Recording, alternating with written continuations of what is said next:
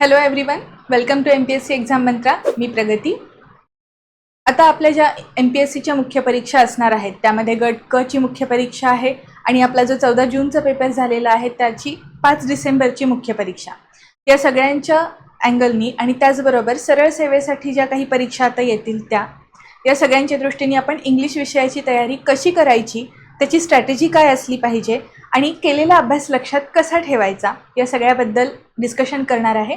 आजचं हे जे चर्चासत्र आहे यामध्ये आपण बेसिकली विद्यार्थ्यांनी अभ्यास नेमका कसा करावा इथपासून बेसिकपासून सगळ्या गोष्टी सांगितलेल्या असणार आहेत. इंग्लिश विषयाचा अभ्यास कसा करायचा, त्यामध्ये मार्क कसे वाढवायचे, परीक्षेमध्ये ॲक्च्युली स्ट्रॅटेजी काय असली पाहिजे या सगळ्याबद्दल तर आपण डिस्कशन करणारच आहोत. पण थोडासा एक दुर्लक्षित अँगल जो आहे ज्यामध्ये विद्यार्थ्यांचा टेम्परामेंट काय असला पाहिजे याबद्दल सुद्धा मी आज थोडंसं अवांतर बोलणार आहे. शक्यतो मी माझ्या लेक्चर्समध्ये विषयाशी संबंधितच सगळ्या गोष्टी सांगितलेल्या असतात, कधीही अवांतर नसतं. पण कुठेतरी थोडंसं अॅटमॉस्फिअर बघतात, गरज आहे थोड्याशा मार्गदर्शनाची, त्यामुळे मी छोटासा प्रयत्न करत आहे.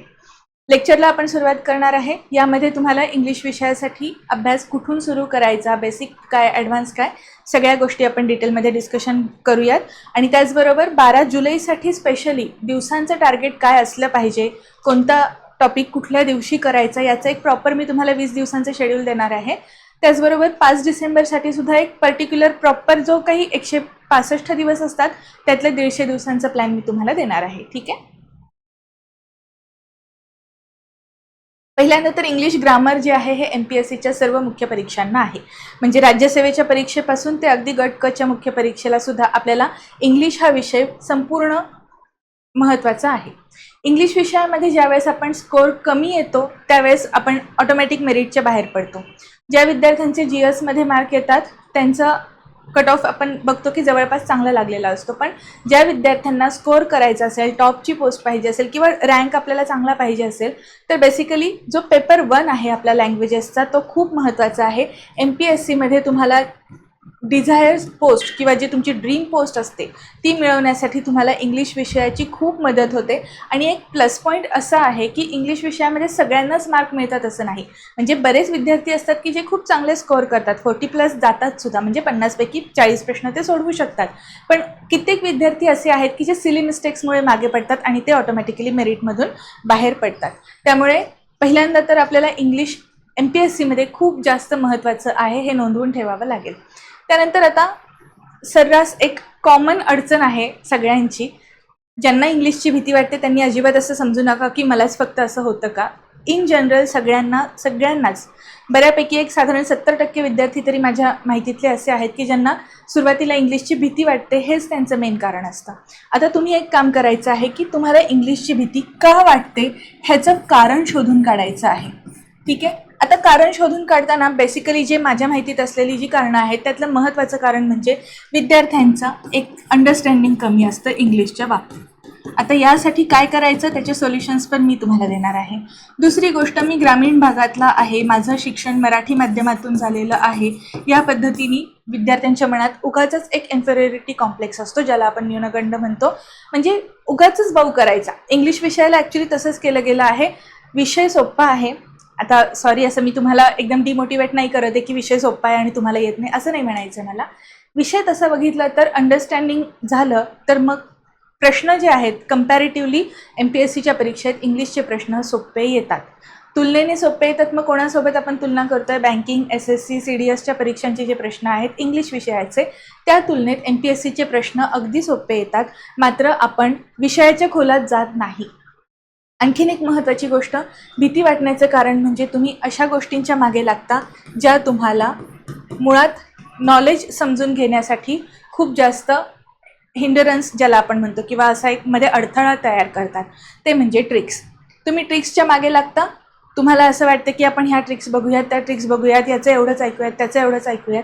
आणि मग तुम्ही काय करता, एक सोर्स न ठेवता प्रत्येकाच्या फक्त ट्रिक्स बघता.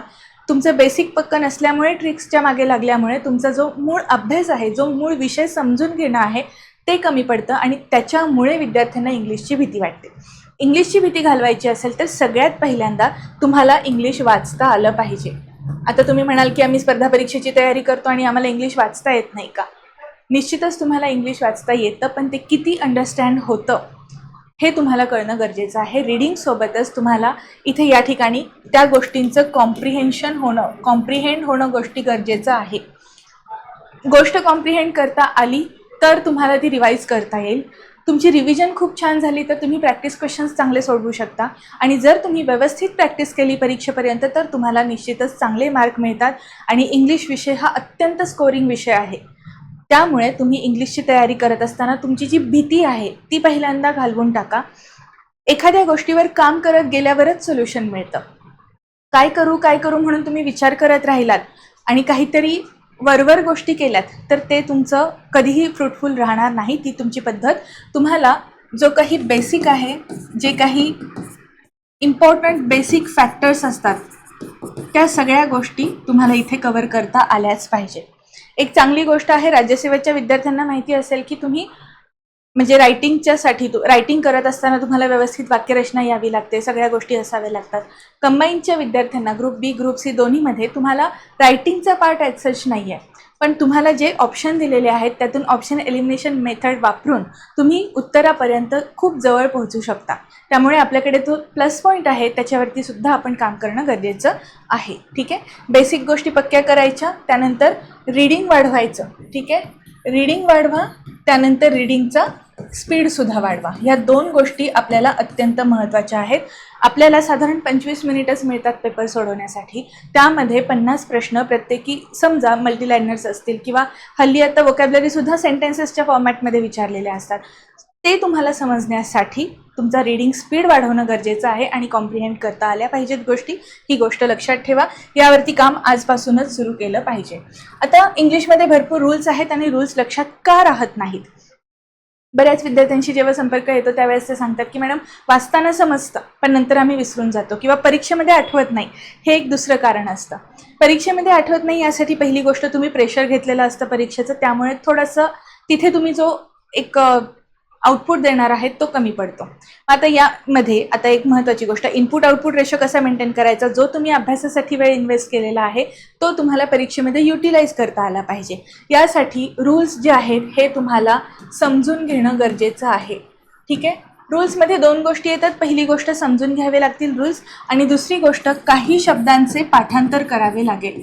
इंग्लिशमध्ये पाठांतराला थोडंसं जास्त वेटेज आहे, म्हणजे फॅक्ट्स लक्षात राहत नाहीत या सबबीखाली जर आपला स्कोअर कमी येत असेल तर आपल्याला थोडंसं विचार करावा लागेल. इंग्लिशमध्ये सुद्धा जर तुम्हाला मला हे लक्षात राहत नाही असं जर कारणच देत असाल तर तुम्हाला त्याच्यासाठी काय करता येईल ह्याच्या सोल्युशनचा विचार करणं आता गरजेचं आहे. ठीक आहे, ती वेळ आता आलेली आहे. आता आपण इंग्लिशमध्ये जे पाठांतर लागतात ते कसं बघूयात. जर मी तुम्हाला सांगितलं की जीन्स हा शब्द आहे हा ऑलवेज प्लुरल असतो, बरोबर. आता हे गोष्ट माहिती असते. आता याच्यातलं बेसिक काय असणार आहे, समजून काय घ्यायचं आहे, तर हा शब्द जो आहे जीन्स हा नेहमी पेअरमध्ये यूज होतो आणि त्यामुळे आपल्याला हा नेहमी प्लुरल असावा लागतो. ठीक आहे, म्हणजे याच्यासोबत आपण जे व्हर्ब्स वापरणार आहे, जे प्रोनाउन्स वापरणार आहे हे आपल्याला नेहमी प्लुरल असावे लागतात, असं हे आपण इथे समजून घेतलं.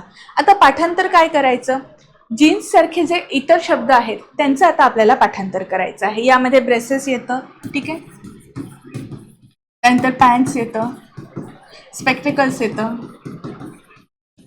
ठीक आहे, मग हे जे शब्द आहेत हे तुम्हाला यासोबत पाठ करावे लागतात. याच पद्धतीने इंग्लिशचा अभ्यास हा पॅरलली करायचा आहे. ज्यावेळेस तुम्ही डायरेक्ट प्रश्न सोडवता त्यावेळेस तुम्हाला खूप जास्त बर्डन येतं, समजत नाही. त्यापेक्षा माझं असं एक सजेशन आहे की तुम्ही सुरुवातीला विषय वाचून घ्या आणि मग प्रश्नांकडे वळा.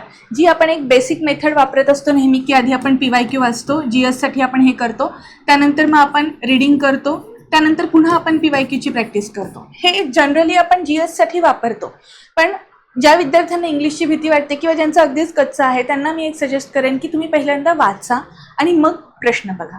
डायरेक्ट प्रश्न बघायला जाऊ नका, त्याने तुम्हाला खूप स्ट्रेस येईल आणि तुम्ही तितक्या छान कॉन्फिडेंटली इंग्लिशचा अभ्यास करू शकणार नाही.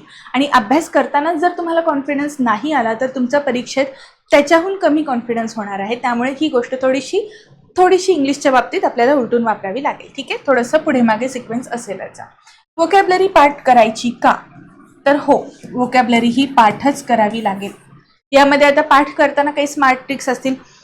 आता पिक्टोरियल मेमरी चांगली असते म्हणून आम्ही पिक्चर्सच्या माध्यमातून वोकॅब्लरी लक्षात ठेवतो, वेल अँड गुड. तुम्हाला लक्षात राहतंय ना ते करा. तुम्हाला कसं लक्षात ठेवलं हे कोणी विचारणार नाही आहे.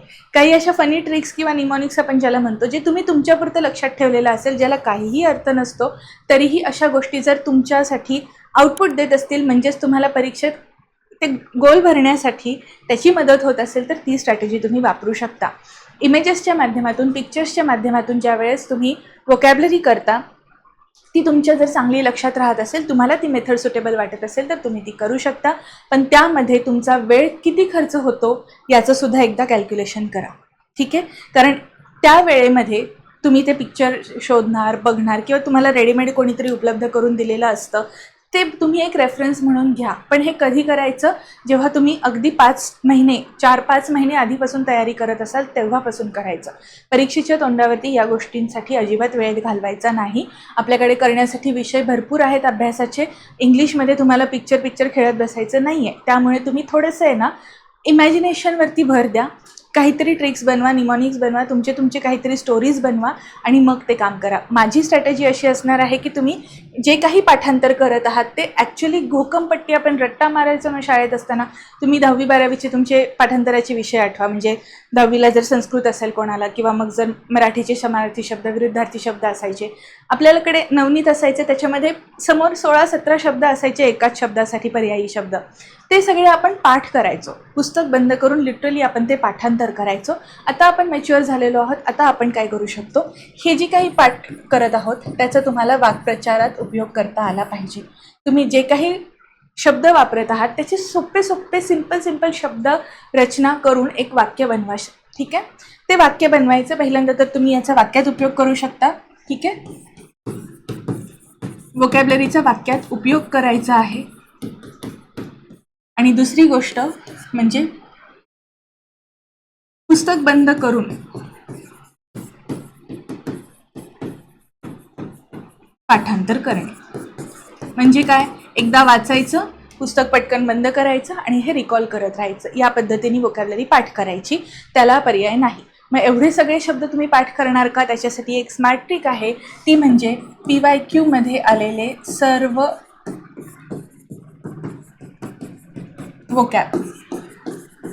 PYQ मध्ये आलेले सर्व वोकॅब्लरीचे जे काही प्रश्न आहेत ते पाठ करायचे. म्हणजे कंपल्सरी पाठच करायचे. इवन शब्द जे असतात प्रश्नांमध्ये, जर एखादा अवघड शब्द आला असेल ना, तर त्याचंही स्पेलिंग करा, त्याचेही समानार्थी विरुद्धार्थी शब्द लक्षात ठेवा, त्याच्याशी सिमिलर कुठली इडम्स अँड फ्रेजेस मिळते का ते सुद्धा बघा. ठीक आहे, आणि इथे इडम्स अँड फ्रेजेसच्या बाबतीत एक महत्त्वाची गोष्ट लक्षात ठेवा. याचे जे सिमिलर इडम्स असतात त्या लक्षात ठेवा. म्हणजे आता फॉर एक्झाम्पल, जर माझ्याकडे हँड हा शब्द असेल, तर हँड शब्दाशी रिलेटेड मी सगळ्या ज्या काही माझ्याकडे इडम्स फ्रेजेस असतात ज्या PYQ मध्ये आलेल्या आहेत त्या सगळ्या माझ्या पाठ असल्या पाहिजेत.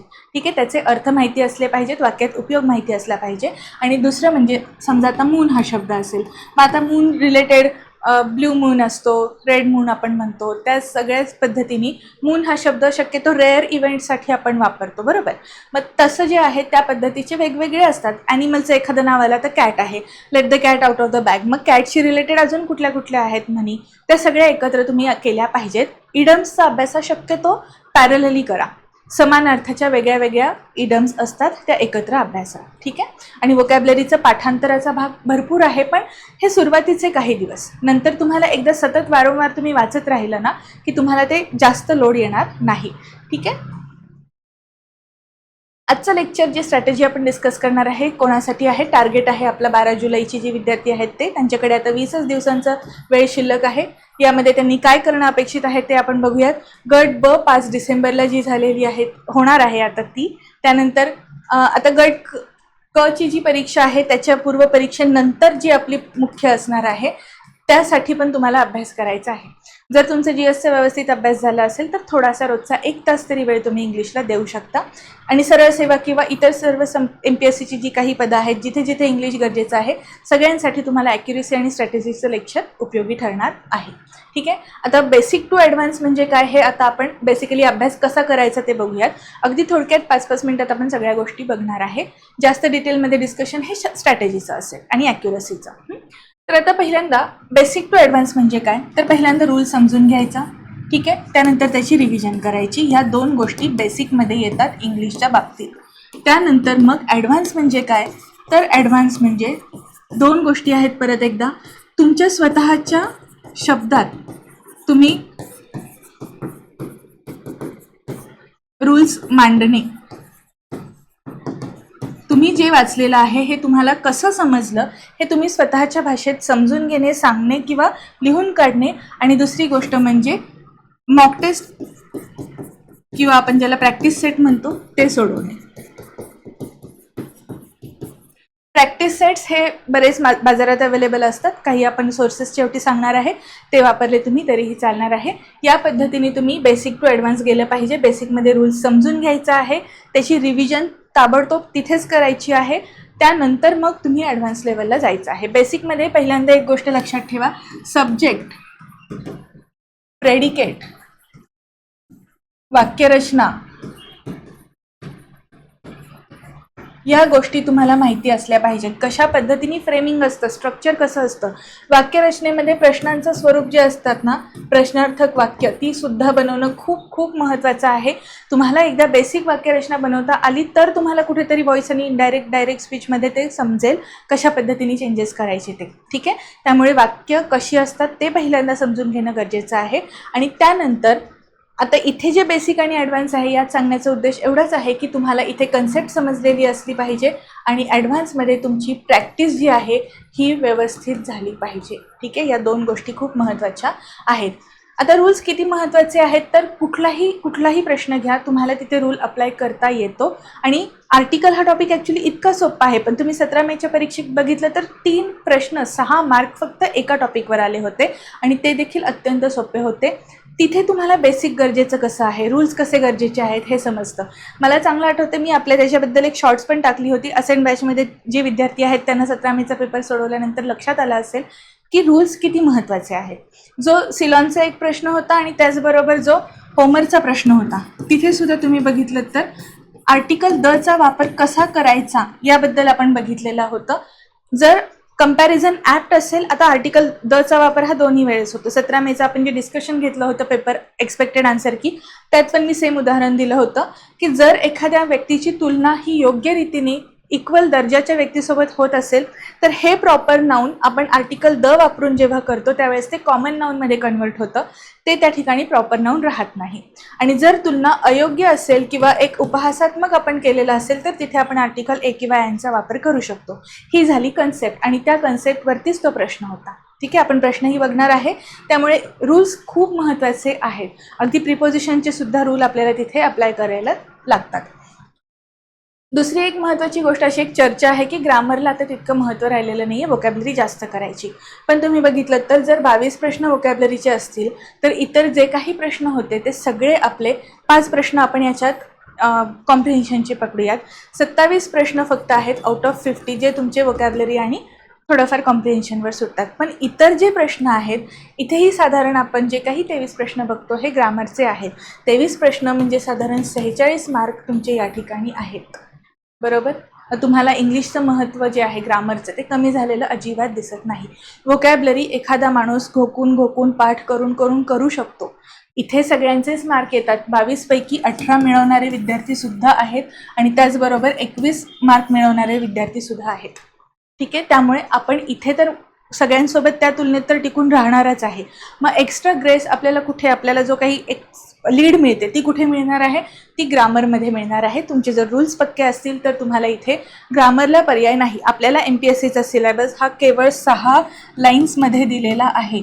ठीक आहे, पूर्ण सिलेबस जो आहे हा फक्त 6 लाईन्समध्ये देतात आणि तुम्हाला सांगितलेलं आहे की यात जे काही विचारले ते परीक्षेत येईल. काय विचारणारे काही सांगितलेलं नाही आहे. त्यामध्ये ग्रामरला किती वेटेज आहे, वोकॅबलरीला किती वेटेज आहे माहिती नाही. कॉम्प्रिहेन्शनचे 5 प्रश्न आपण PYQच्या ॲनालिसिसवरून करतोय की 5 तर हमखास येतातच. मग आता त्याच्यापेक्षा जास्त आले तर घाबरून जायचं का? नाही, तसं होणार नाही शक्यतो. वेळेची मर्यादा असल्यामुळे 5 प्रश्न तर कन्फर्मच येतील. कॉम्प्रिहेन्शनवर वाढण्याची शक्यता खूप कमी आहे. पण आपल्याला ग्रामरमध्ये जर चांगले मार्क मिळवायचे असतील तर तुम्हाला इथे लीड घेण्यासाठी मदत होईल. तुमचा लीड फॅक्टर कुठला असेल चांगले मार्क मिळवण्यासाठी तर ते ग्रामर आहे आणि grammar is very important in your studies. वोकॅबलरीची तयारी कशी करायची हे आत्ताच आपण डिस्कस केलेलं आहे. आता अभ्यासाची योग्य पद्धती काय असावी. पहिल्यांदा मी तुम्हाला सांगितलं तसं PYQ न बघता टॉपिक वाचा. आता जे विद्यार्थी अगदी सुरुवातीला काहीतरी करत आहेत, जे स्टुडंट नवीन आहेत त्यांच्यासाठी सांगते मी, PYQ न बघता टॉपिक वाचा. याने तुमची इंग्लिशची भीती कमी होईल आणि नंतर मग तुम्ही PYQ बघायचा आणि मग प्रत्येक रीडिंगला, प्रत्येक रिव्हिजनला PYQ, मग आपलं रीडिंग, मग PYQ या पद्धतीने करायचं आहे. ठीक आहे. त्यानंतर मग तुम्ही पहिल्यांदा काय करणार आहात, टॉपिक वाचणार. बरोबर.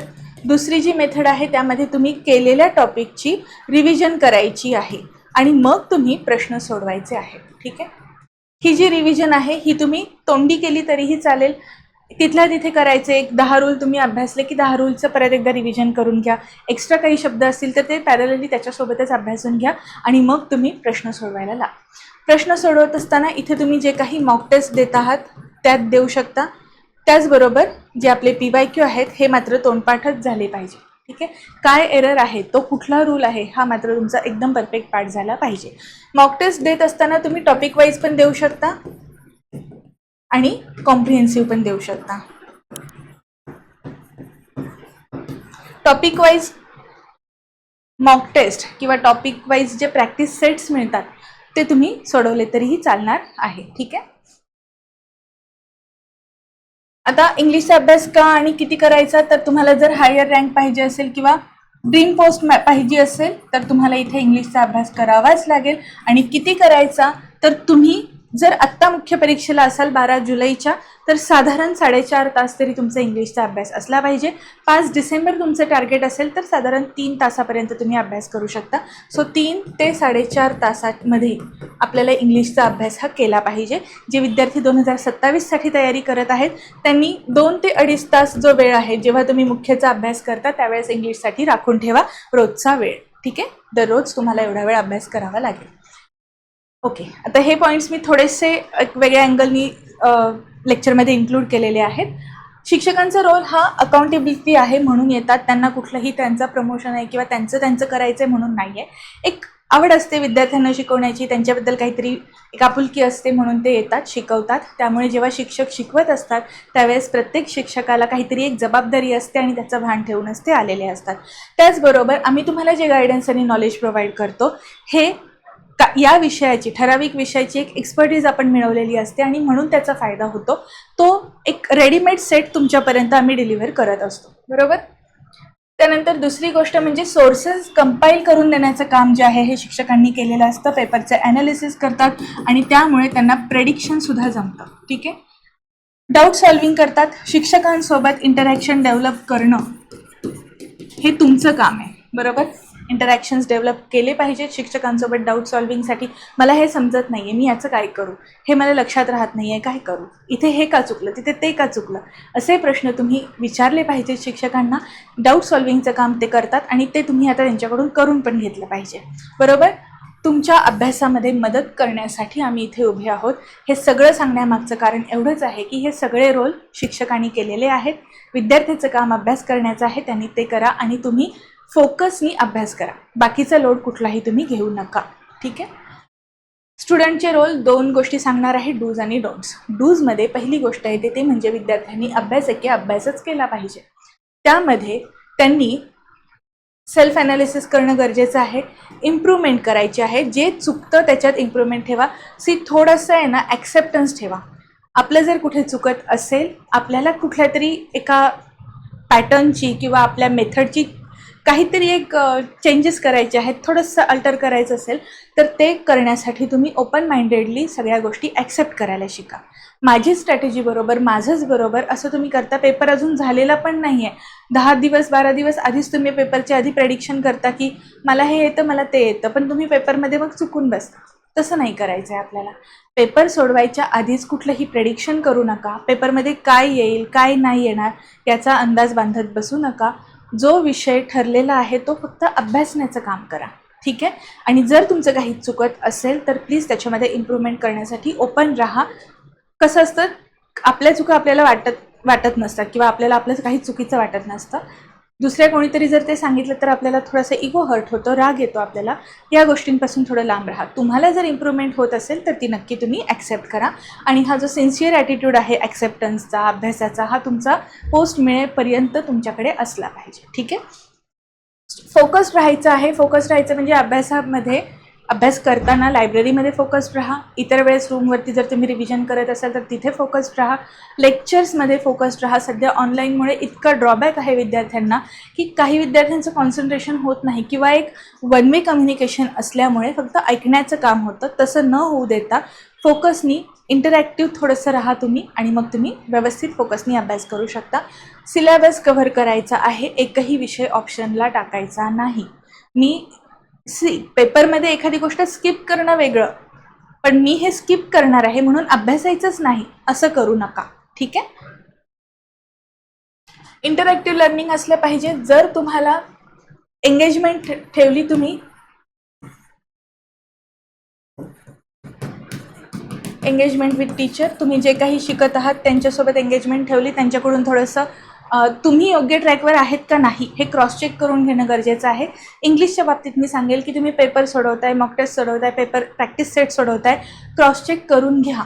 बरोबर आहे, खाली आपल्याला हल्ली उत्तरं दिलेली असतात, त्याचं एक्सप्लेनेशन जर नसेल तर ते इंग्लिशचं एक्सप्लेनेशन शोधण्याचा प्रयत्न करा. डायरेक्ट कोणाला तरी तुम्ही विचारलं तरीही चालणार आहे. असेंट बॅचमधले आपले विद्यार्थी जे होते ते आपल्याला होमवर्क पाठवायचे, म्हणजे मी प्रत्येक बॅचमध्ये होमवर्क देते आणि तो होमवर्क जो असायचा तो मला माझ्यापर्यंत यायचा. म्हणजे एक आपले जे स्टुडंट होते ते खूप सिन्सिअरली मला सगळ्या गोष्टी पाठवतात. सो तसंच जर तुम्हालाही काही प्रॉब्लेम येत असेल इंग्लिशच्या कुठल्याही पेजबद्दल, कुठल्याही क्वेश्चनबद्दल, फोटो काढायचा, क्लासच्या नंबरवर पाठवायचा, तो माझ्यापर्यंत येईल, तुम्हाला तुमचे डाऊट सॉल्व्ह करून मिळेल. शिकवत असताना सुद्धा इंटरॅक्टिव्ह पाहिजे. एखादी गोष्ट शिकवताना पुढे मागे झाली किंवा काही कळलं नाही तर तुम्ही ते लगेचच क्रॉस चेक करून घेणं गरजेचं आहे. हे मी एवढ्यासाठी हे पॉईंट्स मी इन्क्लूड केलेले आहेत की आपण कधी अभ्यास करत असताना एका फ्लोमध्ये सगळ्याच गोष्टी बरोबर कन्सिडर करून जातो. क्रॉस चेक करण्याची गरज असेल तर तिथे निश्चित करा. ठीक आहे. आता रीडिंग स्पीड वाढवणे हा आपला सगळ्यात महत्त्वाचा टॉपिक आहे. प्रत्येकाने रीडिंग स्पीड वाढवलाच पाहिजे. इंग्लिश वाचता येत नसेल तर तुम्ही स्पर्धेत उतरू शकत नाही, टिकू शकत नाही. आणि जर तुम्हाला बेसिक वाचता येत आहे ना, मग आता स्पीड वाढवा. ठीक आहे. टायमर लावायचा, एक छान पेज घ्यायचं ज्याच्यावर साधारण एक 20 लाईन्स असतील, 20-22 लाईन्सचं एखादं पेज असेल, ते तुम्ही साधारण 50 सेकंदात 60 सेकंदात वाचून काढायचं. टायमर लावायचा, स्टॉपवॉच लावायचं. या पद्धतीने काहीतरी ट्रिक्स वापरून प्लीज तुमचा रीडिंगचा स्पीड वाढवा. ठीक आहे. रिव्हिजन करत असताना रिव्हिजन ही नेहमी सिलेक्टिव्ह झाली पाहिजे. सगळ्याच गोष्टी रिवाईज करतोय असं नाही करायचं. जी गोष्ट लक्षात राहत नाही ती वारंवार रिपीट करायची. ठीक आहे. त्यानंतर प्रॅक्टिस करायची. त्यासाठी इंग्लिशचे जे प्रॅक्टिस सेट्स असतात ते तुम्ही शक्यतो वापरले पाहिजेत. टॉपिक वाईज प्रॅक्टिस करा, कॉम्प्रिहेन्सिव्ह प्रॅक्टिस करा.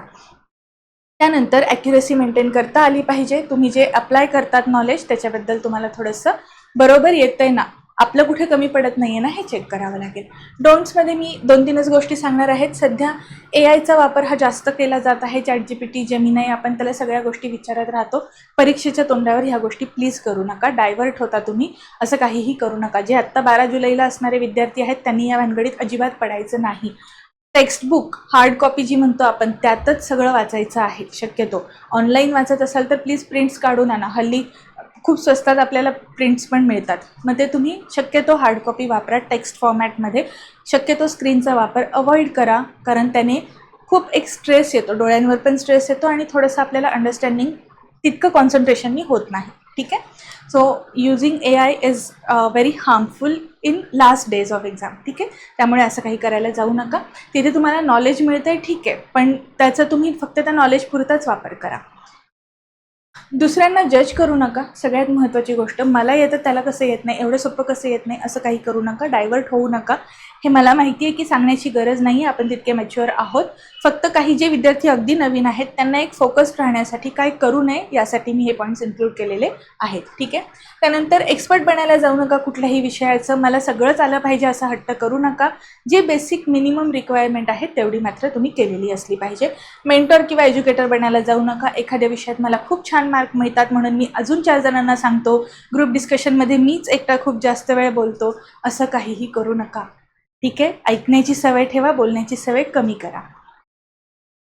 निगेटिव्हिटी पसरवायची नाही. अजिबात कुठलाही निगेटिव्ह ॲटिट्यूड परीक्षेच्या आधी येऊ द्यायचा नाही. खूप पॉझिटिव्ह ॲटिट्यूडनी माइंड फ्रेश राहील असं सगळं प्रयत्न करा. ठीक आहे. आणि हां, सगळ्यात महत्त्वाचं म्हणजे शॉर्टकटच्या मागे लागू नका कुठल्याही गोष्टीसाठी. There is no shortcut to success. कधीच तुम्हाला एवढंच केलं आणि लगेचच मग तुम्हाला मार्क आले असं होणार नाही. आणि MPSCच्या बाबतीत तर अजिबात नाही. 14 जूनला सगळ्यांना अनुभव आलेला असेल. ठीक आहे. आता ॲक्युरेसी वाढवण्यासाठी मी हे डिस्कस केलेलं आहे मगाशी की बेसिक रूल्स कसे समजून घ्यायचे. याच्यासाठी जे स्टँडर्ड रेफरन्सेस आहेत ते स्टँडर्ड रेफरन्सेस वापरा. ठीक आहे. स्टँडर्ड बुक्स वापरा. सिमिलर रूल्स एकत्र अभ्यासायचे आहेत. म्हणजे फॉर एक्झाम्पल आता सब्जेक्ट वर्ब ॲग्रीमेंट हे तुम्हाला बघायचं आहे. यामध्ये आता काय काय येतं, नाऊनचे टॉपिक असतील, प्रोनाऊन असेल, ठीक आहे, कंजंक्शन असेल. तर हे तुम्हाला इथे तुम्ही सेपरेट पार्ट ऑफ स्पीच पण करणार आहे, पण सब्जेक्ट वर्ब ॲग्रीमेंटमध्ये सुद्धा तुम्ही हे सगळे रूल्स पॅरलली चेक करणार आहे. ठीक आहे.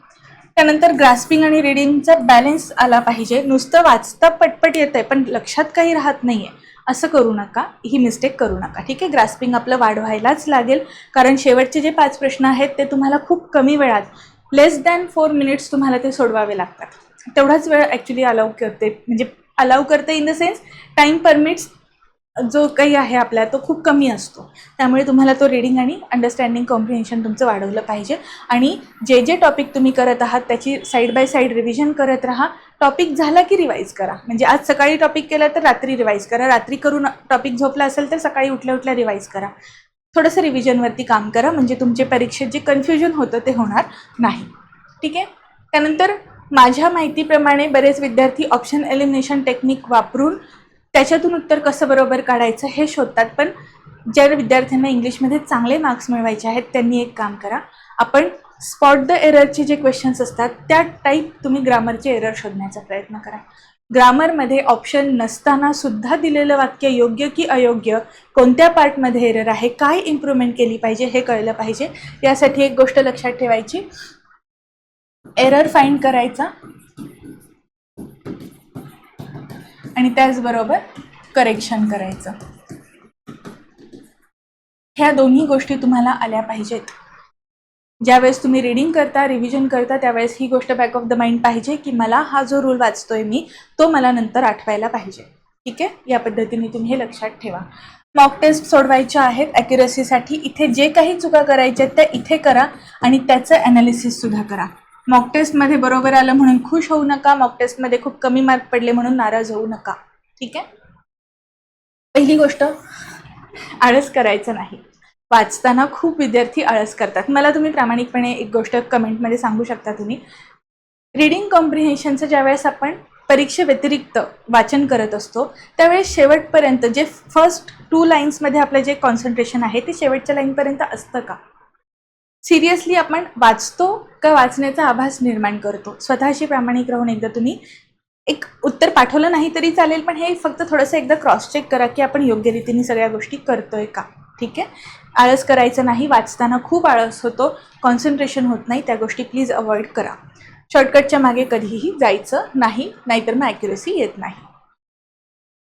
पेपरमध्ये पेपर सॉल्व करत असताना प्रश्न नीट वाचणं गरजेचं आहे. त्याचं मी तुम्हाला एक एक्झाम्पल पण देणार आहे. त्याचबरोबर स्किप कधी करायचं हे समजलं पाहिजे. प्रत्येक प्रश्न सोडवायचा हट्ट करायचा नाही. एखादा प्रश्न खूपच अगदी जमतच नाही आहे तर उगीच ठोकून यायचं नाही. म्हणजे आपण जे गोळे मारून येतो ना तसं नाही करायचं. ठीक आहे. कॅल्क्युलेटिव्ह रिस्क घ्यायची.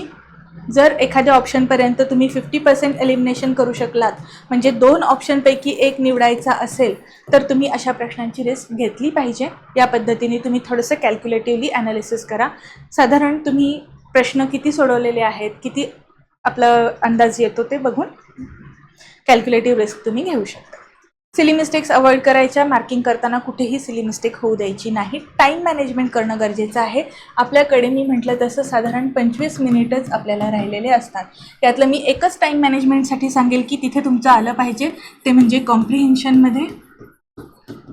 कॉम्प्रिहेन्शनमध्ये तुम्हाला 3.5 मिनिट म्हणजे 3 मिनिट 30 सेकंद किंवा मग फार तर फार मॅक्झिमम 4 मिनिटमध्ये तुमचा कॉम्प्रिहेन्शनचा पॅसेज सोडवून झालाच पाहिजे.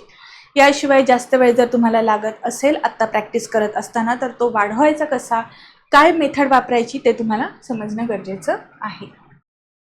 काही प्रश्न बघूया जिथे रूल अप्लाय करणं किती गरजेचं आहे, रूल बेसिक किती महत्त्वाचं आहे, प्रश्न कसा वाचायचा याबद्दल मी तुम्हाला सांगणार आहे. उत्तरं मी सांगणार नाही, प्रश्न फक्त आपण डिस्कस करणार आहे. इथे तुम्ही बघितलं तर he lives in Khajura Khurja in Bulandshahr असा आपल्याला टॉपिक होता. हा एक प्रश्न तुम्हाला सुटला असता तर तुम्ही ऑप्शन एलिमिनेशननी बरोबर मार्किंग करू शकत होतात. इथे तुम्हाला एक गोष्ट लक्षात ठेवायची आहे, prepositions at, in to, about, over हे सगळे काय आहेत, आपल्याला स्थानाबद्दल माहिती सांगतात. इथे तुम्हाला लक्षात आलं पाहिजे की हे इतके बेसिक वाटणारे नियम पेपरमध्ये येतात. मी मगाशी म्हटलं की इंग्लिश कंपॅरेटिव्हली सोपं येतं ते एवढ्यासाठीच. तुम्हाला प्रिपोजिशनचे नियम किती खोलात जाऊन करावे लागतील. सगळ्यात कन्फ्युजिंग नियम प्रिपोजिशनचेच आहेत पार्ट ऑफ स्पीचमध्ये, कारण भरपूर आपल्याला शब्द असतात आणि ते कुठे कसे वापरायचे किंवा शक्यतो फ्रेझल वर्ब जे आहेत ते आपल्याला खूप जास्त अवघड वाटतात. ठीक आहे, सो तुम्हाला ऑप्शन एलिमिनेशन टेक्निक तर वापरायचीच आहे, पण रूल्स किती महत्त्वाचे आहेत बघा. He has fallen into the river. आता इथे इन टू योग्य आहे का, यासाठी काय रिव्हर आहे, इन कधी वापरायचं, इन टू कधी वापरायचं हे आपल्याला माहिती आहे का. इन ज्या वेळेस आपण एखादी गोष्ट च्या आत म्हणतो तेव्हा वापरतो, बरोबर, आणि इन टूचा अर्थ पण च्या आतच आहे. पण इथे तुम्हाला गती असते, एखाद्या गोष्टीमध्ये मूवमेंट असेल, तिथे मूवमेंट असेल, गती असेल, बाहेरून आत एखादी गोष्ट होत असेल तेव्हा त्या ठिकाणी आपण इंटूचा वापर करतो. हे तुम्हाला समजलं पाहिजे. मग इंटू कसं लिहायचं आणि इन आणि टू ही फ्रेज कधी वापरायची, या पद्धतीची रचना कशी असते हे तुम्हाला बेसिकमध्ये समजून घेणं गरजेचं आहे. ठीक आहे, नंतर बघा अँटोनिम्सचे पेअर्स. आता लगेचच आपल्याला काय वाटतं की पेपर पॅटर्न बदलला, वोकॅबलरी बदलली, असं नाही होत. वोकॅबलरी तीच असणार आहे, फक्त तुम्हाला पेअर्समध्ये इथे विचारलेलं आहे. यामध्ये ऑप्शन एलिमिनेशनला खूप चांगला स्कोप असतो, त्यामुळे या गोष्टी लक्षात ठेवा. या ज्या पेअर आहेत या एकमेकांच्या अपोजिट आहेत, म्हणजे यामध्ये कुठली पेअर अशी आहे की जी अँटोनिम नाही हे आपल्याला विचारलेलं होतं, जी अँटोनिम आहे असं विचारलेलं होतं. ठीक आहे, करेक्ट पेअर विचारलेली होती. सो या गोष्टी आपल्याला बेसिकली इथे तुम्हाला बघितलं तर हे 16 शब्द जे आहेत ते आपल्याला इथे माहिती करणं गरजेचं होतं, बरोबर. 16 शब्द माहिती असणं गरजेचं आहे. म्हणजे वोकॅबलरी तुम्ही दिवसात जर 100 शब्द करत असाल तर एका प्रश्नामध्ये 16 शब्द विचारलेले आहेत. या पद्धतीने वोकॅबलरीचं महत्त्व वाढलेलं आहे. निश्चितच तुम्हाला पेअर्समध्ये जेव्हा शब्द येतात त्यावेळेस ऑप्शनमुळे खूप गोंधळ उडतो. ॲक्युरसी एखादा जरी माहिती असेल ना तरी तुम्ही उत्तरापर्यंत आरामात पोहोचू शकता. त्यामुळे जे करताय ते थोडंसं व्यवस्थित पाठांतर करा. त्यानंतर कन्सेप्टवरती भर आहे. काही क्लासमध्ये सांगितलेलं असतं की तुम्ही कन्सेप्टच करू नका, रूल्स करू नका. रूल्स केल्याशिवाय इंग्लिशच नाही, मग इंग्लिशचं करायचं काय अभ्यास. जेव्हा आपल्याला अभ्यास करायचा असतो रूल्स कन्सेप्ट समजणं खूप महत्त्वाचं आहे. आता रूल्स तर तुम्हाला माहिती आहेत की कधी वापरायचे त्याबद्दल असतात. मग कन्सेप्ट काय असते तर इथे तुम्ही बघितलं तर बघा, हे जे 2 सेंटेन्सेस दिलेले आहेत याचा ट्रान्झिटिव्ह आहे का इंट्रान्झिटिव्ह आहे हे तुम्हाला विचारलेलं आहे. ही झाली कन्सेप्ट. ठीक आहे, सेंटेन्सेसमध्ये पण सेंटेन्स कॉम्प्लेक्स आहे का म्हणजे कंपाऊंड आहे ते झाले आपले सेंटेन्सच्या कन्सेप्ट्स. स्पेलिंग हे आपल्याला व्यवस्थित करताच आले पाहिजेत. वोकॅबलरीमध्ये तुम्ही निमॉनिक्स बनवू शकता. आता स्टेशनरीमध्ये विथ ई जो शब्द आहे स्टेशनरीमध्ये हा आपला शैक्षणिक साहित्य, आपण जे शैक्षणिक साहित्य म्हणतो ना त्यासाठी याचा वापर होतो, स्टेशनरी विथ ई. ठीक आहे, आणि जर तुम्ही स्टेशनरी विथ ए लिहिलं असेल तर तिथे तुम्हाला ते स्टेबल असतं ना त्यासाठी वापरलेलं आहे. मग आता तुम्ही ई फॉर एज्युकेशन लक्षात ठेवा, दुसरा शब्द ऑटोमॅटिक लक्षात राहील. ठीक आहे, या पद्धतीने तुम्ही ट्रिक्स बनवून वोकॅबलरी करू शकता. मग अशी मी जो क्वेश्चन सांगितला होता आर्टिकलचा, इथे सुद्धा खूप बेसिक अंडरस्टँडिंग गरजेचं आहे. ठीक आहे, त्यानंतर प्रश्न नीट वाचता आला पाहिजे, म्हणजे करेक्ट का इनकरेक्ट ते तर वाचायचंच आहे. त्या व्यतिरिक्त हा प्रश्न बघा, the noun pronoun or noun phrase which follows dash verb is called its object. Follows म्हणजे काय, च्या नंतर येणारे, म्हणजे कशा नंतर येणार आहे, व्हर्बच्या नंतर येणारं जे ऑब्जेक्ट असतो याचा अर्थ तो ट्रान्झिटिव्ह व्हर्बचा प्रकार आहे. ट्रान्झिटिव्हमध्ये ॲक्शन पास ओव्हर होते, इंट्रान्झिटिव्हमध्ये होत नाही. म्हणजे जर वाक्यात ऑब्जेक्ट दिलेला आहे कशानंतर, नाउन प्रोनाउन और नाउन फ्रेज ही आपली ऑब्जेक्ट असणार आहे. कशानंतर येतं, फॉलोज अ व्हर्ब. ठीक आहे, व्हर्बला फॉलो करणारी नाउन प्रोनाउन किंवा नाउन फ्रेज ही त्या वाक्यातला ऑब्जेक्ट असते, असं हे वाक्य आहे. सो इंग्लिशमध्ये प्रश्न विचारण्याची जी शब्दरचना आहे त्यात डिफिकल्टी लेवल वाढलेली आहे. ठीक आहे, अगदी खूपच डायरेक्ट प्रश्न येत होते आधी, आता मात्र तसं होत नाही. पुढचा प्रश्न बघूयात, वोकॅबलरीचाच आहे. हा शब्द जो आहे हा डिमिनिटिव्ज वाचायचा की डायमिनिटिव्ज वाचायचा, यावरच आपलं कन्फ्युजन होतं. सोपी गोष्ट लक्षात ठेवा, डाय हा शब्द आपण कधी वापरतो, डायऑक्साईड म्हणजे कार्बन डायऑक्साईड म्हणतो ना आपण, त्यातलं हे 2 गोष्टींसाठी असेल तर डाय उच्चार करायचा. कमी एखादी गोष्ट घटत आहे असं म्हणायचं असेल तर आपण डिमिनिशिंग म्हणतो, बरोबर. मग हे डिमिनिटिव्ज आहे कारण मला याचं स्मॉलर व्हर्जन पाहिजे, डिमिनिशिंग पाहिजे. डिमिनिटिव्ज असा हा शब्द आहे, डायमिनिटिव्ज हा शब्द नाही आहे हा. मग याच पद्धतीने तुम्ही वाचत असताना जर असं काही वेगळं सापडत असेल, करंटशी रिलेटेड पेपरमध्ये वगैरे एखादी गोष्ट येत असेल तर त्याचं थोडंसं अवेअर राहून आजूबाजूच्या परिस्थितीवरती लक्ष देत देत तुम्ही या साध्या साध्या गोष्टी व्होकॅब्युलरीमध्ये इन्क्लूड करू शकता. ठीक आहे, ओके. आता स्ट्रॅटेजी काय असली पाहिजे, मी तुम्हाला सांगितलं की ग्रामरसाठी पहिल्यांदा तर बेसिक कन्सेप्ट करा. यामध्ये कोणत्या कोणत्या येतील तर सब्जेक्ट, वर्ब, ऑब्जेक्ट, प्रेडिकेट हे काय असतं, ठीक आहे. त्यानंतर वाक्यरचना, वाक्यरचनेमध्ये सुद्धा फोकस कशावर करायचा तर ज्या नॉर्मल रेग्युलर वाक्यरचना असतात, subject plus verb plus object, आणि इथे दुसरं म्हणजे प्रश्न बनवणं खूपच गरजेचं आहे. इंग्लिश ग्रामर आपली जी असेंट बॅच आहे इंग्लिश ग्रामरची, त्यामध्ये मी जे इंग्लिशचे लेक्चर्स, टेन्सचे लेक्चर्स स्पेसिफिकली घेतलेले आहेत, त्यात मी जास्तीत जास्त भर हा वाक्यरचनेवरती दिलेला आहे. अगदी सुरुवातीच्या लेक्चरमध्ये तुमच्या वाक्यरचना पक्क्या होतात. तुम्ही हे बेसिक झाल्यानंतर टेन्सचा अभ्यास करता. इथे तुम्ही 4 प्रकारच्या वाक्यरचना करायच्या आहेत. कोणत्या कोणत्या ते बघा. एक मराठी वाक्य घ्यायचं, सिम्पल प्रेझेंट टेन्स घेणार असाल तर सिम्पल प्रेझेंट टेन्समध्ये 4 वाक्य बनवायची, कंटिन्युअस प्रेझेंट टेन्समध्ये 4 वाक्य बनवायची, असे प्रत्येक टेन्सची 16 वाक्य, अशा पद्धतीने 48 वाक्य एका वाक्याला तुम्ही बनवू शकता. या पद्धतीने जर तुम्ही प्रॅक्टिस केली तर तुम्हाला ते उपयोगी पडेल. पॉझिटिव्ह वाक्य बनवायचं, निगेटिव्ह वाक्य बनवायचं, व्हर्बल क्वेश्चन बनवायचा आणि त्याचबरोबर WH टाईप क्वेश्चन बनवायचा. ही 4 वाक्य तुम्हाला बेसिक जमली पाहिजेत, म्हणजे तुम्हाला ज्यावेळेस एसे रायटिंग वगैरे तुम्ही करता त्यावेळेस पण तुम्हाला खूप खूप मदत होते ह्या गोष्टीची. अख्खी आपली टेन्सची सिरीज जी आहे ती आपण याच पद्धतीने कंडक्ट केलेली आहे. ठीक आहे, पार्ट्स ऑफ स्पीच जे आहेत ते तुम्हाला नंतर करायचे आहेत. यामध्ये सिक्वेन्स जर तुम्ही एकदम पर्टिक्युलर सिक्वेन्स अगदी कुणाला हवा असेल तर त्यांनी पहिल्यांदा नाऊन आणि प्रोनाऊन करायचं आहे. त्यानंतर इथे ॲडजेक्टिव्ह करायचं आहे. नाऊन आणि प्रोनाऊनबद्दल अधिक माहिती सांगणारा शब्द हा ॲडजेक्टिव्ह असतो, म्हणून आपण ॲडजेक्टिव्हचा अभ्यास करणार आहे. त्यानंतर तुम्ही व्हर्बचा अभ्यास करा आणि मग ॲडव्हर्बचा अभ्यास करा. आता या ठिकाणी ॲडव्हर्ब हा ॲडजेक्टिव्ह, व्हर्ब आणि इतर ॲडव्हर्बला क्वालिफाय करतो, म्हणून ह्याचा क्रम आपण नंतर ठेवणार आहे. त्यानंतर तुम्ही कंजंक्शनचा अभ्यास करा. कंजंक्शन नंतर मग तुम्ही प्रिपोजिशनचा अभ्यास केला तरीही चालेल. 7 नंबरला आपण प्रिपोजिशन करूयात आणि 8 नंबरला इंटरजेक्शन. इंटरजेक्शन अगदी 5 मिनिटाचा टॉपिक आहे, त्याच्यामुळे त्यात फार काही अभ्यासण्यासारखं नाही आहे. ठराविक शब्द आहेत ते होतात, ते कुठल्याही सोबत तुम्ही करू शकता. त्यानंतर मग तुम्ही क्लॉज, व्हॉइस, डायरेक्ट, इनडायरेक्ट, सेंटेन्सेसचे टाईप्स, सेंटेन्सेसमध्ये मग तुम्हाला इथे सिंथेसिस पण करायचं आहे, ट्रान्सफॉर्मेशन पण करायचं आहे.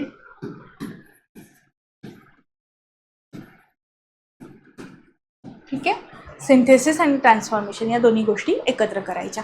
सिक्वेन्स हा आयडियल आहे, असा केला तरीही चालेल. जे विद्यार्थी अगदी नवीन आहेत त्यांनी प्लीज ही मेथड फॉलो करा. आपले एक विद्यार्थी आहेत ज्यांना ही स्ट्रॅटेजी फॉलो केलेली, महसूल सहाय्यक म्हणून त्यांना पदसुद्धा मिळालेलं आहे. सो त्यांनी ही स्ट्रॅटेजी फॉलो केली होती आणि त्यांनी मला फीडबॅक दिलेला आहे की त्याची मदत होते.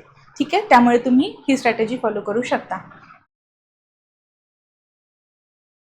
त्यानंतर मग ॲप्लिकेशन ऑफ नॉलेज हा पार्ट येतो, म्हणजेच काय, तुम्हाला प्रॅक्टिस सेट सोडवायचे आहेत.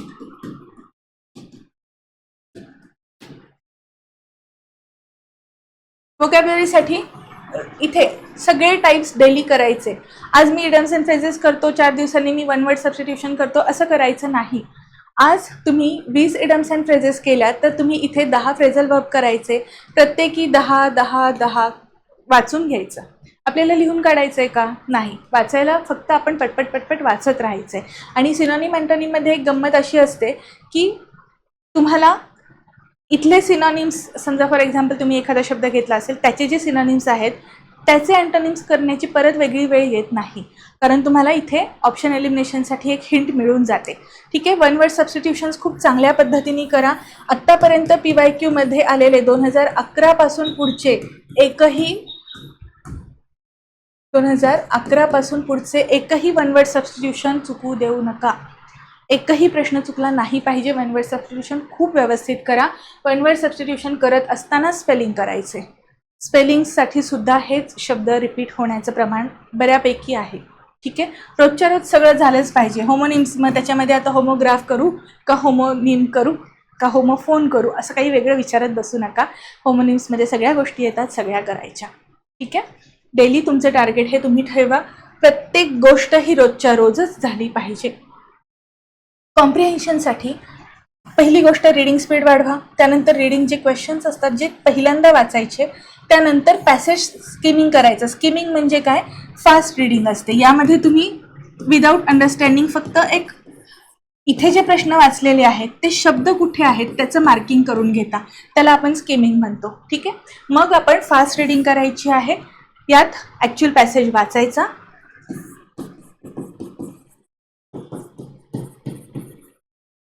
ठीक आहे. त्यानंतर मग क्वेश्चन अटेम्प्ट करायचे. गरज पडली तर परत पॅसेजकडे जायचं आणि प्रॅक्टिस करत असताना टाईम बाउंड प्रॅक्टिस करा. आत्ता तुम्हाला ॲव्हरेज साधारण 6 मिनिट लागत असतील. ॲव्हरेज तुम्हाला 6 मिनिटापेक्षा जास्त वेळ लागत असेल, एक मीडियम लेंथचा पॅसेज असेल तर 6 मिनिटाच्या वर तर चुकूनही लागला नाही पाहिजे. पण तुम्ही तुमचं टार्गेट हे साधारण 4 मिनिटापर्यंत आणायचं आहे. ठीक आहे. मॅक्झिमम 4 मिनिट, त्याच्यावर कॉम्प्रिहेन्शनला वेळ देऊ नका. आता डेली काय करायचं? वोकॅबलरी रोजची 45 मिनिट करायची. इडम्स अँड फ्रेजेस 20 आणि बाकीचे इतर सर्व 10-10-10. ठीक आहे. हे बाकीचं सर्व 10 गोष्टी करायच्या. 45 मिनिट रोजची प्रॅक्टिस झालीच पाहिजे. शब्द वारंवार घोकत राहा, पाठ करत राहा, बोलत राहा. ठीक आहे. त्यानंतर सकाळी जर तुम्ही सकाळी जर नवीन शब्द वाचले असतील तर रात्री झोपण्यापूर्वी त्याची एकदा रिव्हिजन करा. रात्री जर शब्द वाचून झोपत असाल तर सकाळी उठल्या उठल्या रिव्हिजन करा. थोड्याशा अंतराने एक साधारण 10-12 तासाच्या गॅप नंतर रिव्हिजन करा. ठीक आहे. ग्रामरच्या बाबतीत 1.5 तास हा रोजचा तुमचा अभ्यास असतो. बरोबर. एक नवीन टॉपिक वाचायचा ज्या विद्यार्थ्यांचं स्पीड जास्त आहे आणि आत्ता जे मुख्य परीक्षेला आहेत 12 जुलैचा, इथे तुम्ही 2 टॉपिक घ्यायचे आहेत. 5 डिसेंबरच्या विद्यार्थ्यांनी 1 टॉपिक प्रत्येकी असा केला तरीही चालणार आहे. यामध्ये इथे मी 45 मिनिटाऐवजी 30 मिनिटच रिव्हिजन करा असं सांगेन, कारण हे जे एक्स्ट्राचे 15 मिनिट आहेत ते गरज पडल्यास आपण कॉम्प्रिहेन्शनसाठी वापरूयात. ठीक आहे. 30 मिनिटामध्ये तुमची रिव्हिजन आणि प्रॅक्टिस क्वेश्चन्स हे पूर्णतः झालेले असले पाहिजेत. कॉम्प्रिहेन्शन रोजचे 10 मिनिट द्यायचे आहेत. यामध्ये तुम्ही 6 मिनिट सॉल्व करणार आणि 4 मिनिट एक्स्ट्रा जर काही शब्द नवीन समजले तर ते शब्द तुमच्या डिक्शनरीमध्ये किंवा तुम्ही जे काही नोट्स बनवत आहात त्याच्यामध्ये व्हॅल्यू ॲडिशन करणार आहात. ठीक आहे. इथे तुम्ही वर्ड्ससुद्धा इथे पॅरलली करत आहात. ठीक आहे. त्याचबरोबर 1-2 मिनिटांमध्ये कुठे चुकलं, काय चुकलं, कुठे वाचताना गडबड झाली. ठीक आहे. जे विद्यार्थी 5 डिसेंबरसाठी तयारी करणार आहेत त्यांच्यासाठी एक प्लॅन देते मी. साधारण 165 दिवस राहत आहेत. आपण अंदाज लावू की 150 दिवस आपल्याला मिळतात.